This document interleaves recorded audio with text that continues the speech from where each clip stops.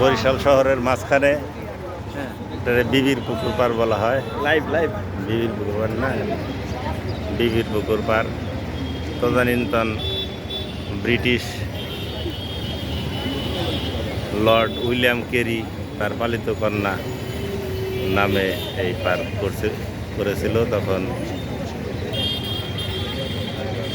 শহর বরিশাল, বৃহত্তর বরিশাল প্রচুর লবণাক্ত ছিল বিধায় শহরের মানুষের মিঠা পানির চাহিদা পূরণের জন্য লর্ড উইলিয়াম কেরি তার কন্যার নামে এই বিবির পুকুরটা করেছিল, যেন শহরের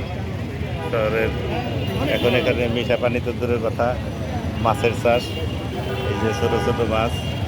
এই যে আমার পাশে দাঁড়িয়ে আছে আমার বিপ্লবদা, বেসিক ব্যাংক বরিশাল ব্রাঞ্চের অফিসার। সুন্দর লোকেশনে, কিন্তু পানিটা এখনো ময়লা।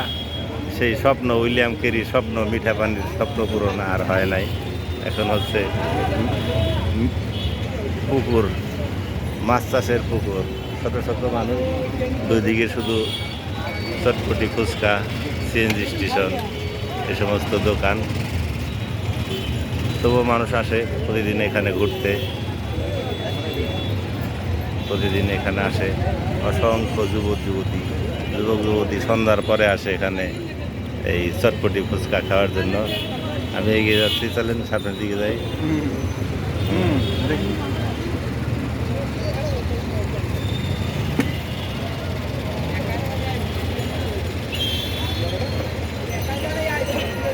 ব্যাংক এসে আগান বাম দিকে সিমিকি পুকুর পার, আবার আছে মিষ্টি। সবাই শহরের সুস্বাদু খাবারের জন্য এখানে আসে, দাঁড়িয়ে থাকে এবং ঘোরাঘুরি করে। আমি আসছি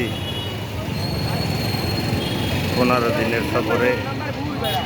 15 দিনের সফর হায়াতে বেঁচে থাকলে চলে যাব। যে অসংখ্য মাছ, ছোটো ছোটো, কোথায় গেল সেই মিঠা পানির চাহিদা? এখন হয়েছে ময়লাযুক্ত পানি, অসংখ্য ময়লাযুক্ত পানি, এবং সেই সাথে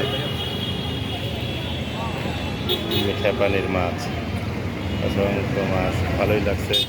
বিকেলে অফিস শেষ করে আসছি বিবির পুকুর পার দেখতে। সুন্দর লোকেশন। সেই বিবি জানো নাই, লর্ড কেরিও নাই, চলে যাচ্ছে পাখি। বিশাল পুকুর। পরে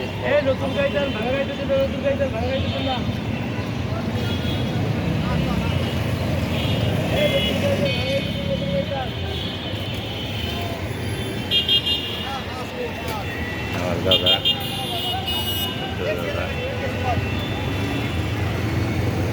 হারিয়ে গেল সেই দিন, চলে গেল ব্রিটিশ, চলে গেল লর্ড, রয়ে গেল বিবির পুকুর পার। ধন্যবাদ সকলকে।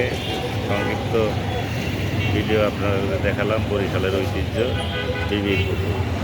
ধন্যবাদ সকলকে।